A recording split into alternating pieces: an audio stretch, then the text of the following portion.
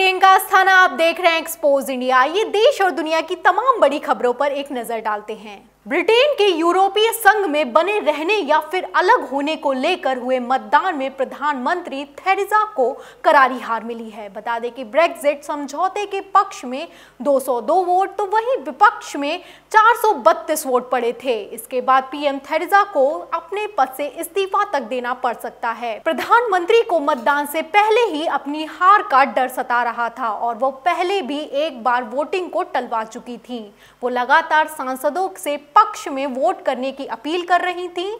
गौरतलब है कि करीब 18 महीने तक चली बातचीत की प्रक्रिया के बाद नवंबर में यूरोपीय संघ के साथ ब्रेक्जिट समझौते पर सहमति हुई थी, जिसको लेकर दिसंबर में मतदान होना था, लेकिन हार के डर से इसे टाल दिया गया था।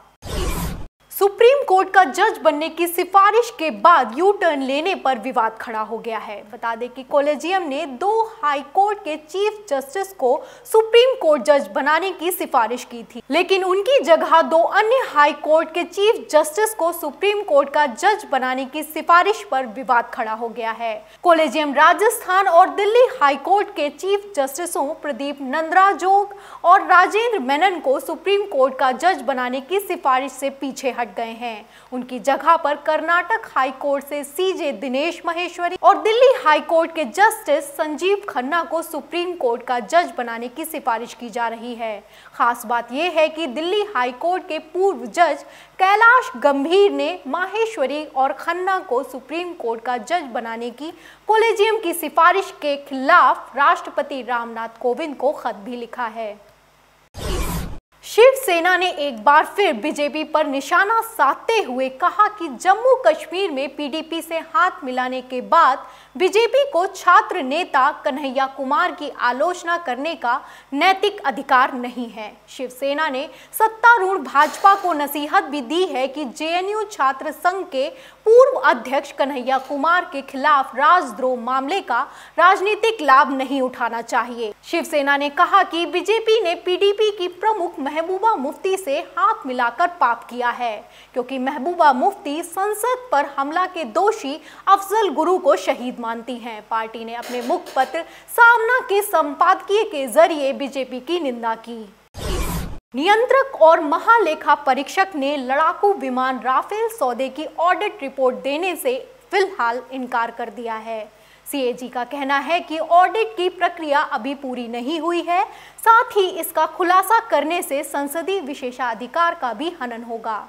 बता दें कि सीएजी ने ऑडिट रिपोर्ट की जानकारी आरटीआई के एक आवेदन में मांगी थी। संवैधानिक प्रावधानों की माने तो सीएजी अपनी ऑडिट रिपोर्ट संसद की लोक लेखा समिति को सौंपती है। इस रिपोर्ट को समिति बिना किसी संशोधन के संसद के सामने पेश करती है। दूसरी ओर राफेल की खरीद में मोदी सरकार पर कथित घोटाले के आरोपों के बीच 60 पूर्व नौकरशाहों ने सीएजी पर जानबूझकर राफेल पर ऑडिट रिपोर्ट तैयार करने में देरी का आरोप लगाया है। भारतीय वायुसेना ने जिन प्रशिक्षक विमानों की मांग की थी, उनकी आपूर्ति अभी तक नहीं हो पाई है। बता दें कि आईएएफ के पास इस समय 11 तेजस विमान हैं। इन्हें हिंदुस्तान एयरोनॉटिक्स लिमिटेड ने तैयार किया है। इस साल मार्च तक 5 और तेजस विमान वायुसेना को मिल जाएंगे, लेकिन उसके पायलट इस विमान को चला नहीं सकते, क्योंकि उन्हें अभी तक चलाने का प्रशिक्षण नहीं मिल पाया है। मानव संसाधन विकास मंत्रालय ने सरकारी और वित्त पोषित प्रौद्योगिकी संस्थानों के शिक्षकों को 7वें वेतन आयोग की सिफारिशों का लाभ देने का प्रस्ताव को मंजूरी दे दी है। दरअसल केंद्र से मंजूरी के बाद अब ये इसका फायदा देश भर के शिक्षकों और स्टेट गवर्नमेंट स्तर के सरकारी सहायता प्राप्त टेक्निकल संस्थानों के अन्य एकेडमिक स्टाफ को मिलेगा। इसके लिए मंत्रालय ने 1241 करोड़ रुपए की मंजूरी दे दी है। केंद्रीय मानव संसाधन विकास मंत्री प्रकाश जावड़ेकर ने कहा कि इससे राज्य सरकार और वित्त पोषित संस्थानों के कुल 29,264 शिक्षकों तथा अन्य शैक्षणिक कर्मियों को सीधे लाभ मिलेगा। देश और दुनिया की तमाम खबरों के लिए बने रहिए एक्सपोज इंडिया पर। लाइक शेयर सब्सक्राइब जरूर करें।